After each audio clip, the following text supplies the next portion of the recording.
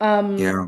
And I know that the experience that the ACLU is putting together for the 10 Days of Connection this year is related to this, right? Related to Yeah. immigrant communities, related to like the state of politics right now. So can you give us a sneak peek, right, on like what the experience is gonna be about and like what can people expect when they're joining the event? Yeah.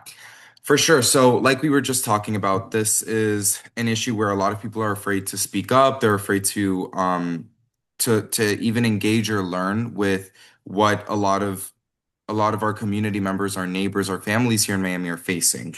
And so, really, our goal for this event is to kindly welcome and invite everyone into a space where you are welcome to learn more about some of the experiences that our immigrant neighbors are facing here in Miami.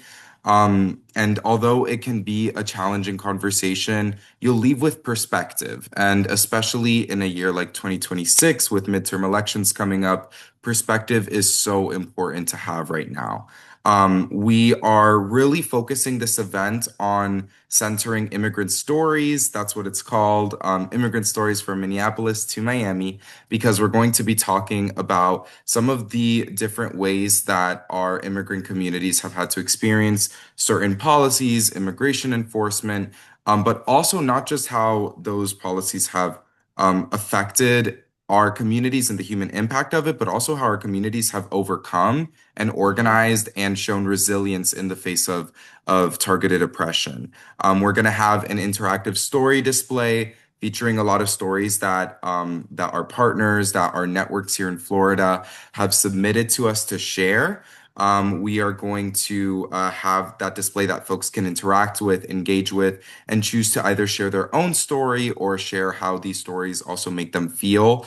We're also going to have a panel of immigrant justice leaders from all around South Florida that do this work every single day to teach us a little bit about what it looks like here in Miami, what's happening in our own streets and in our own neighborhoods.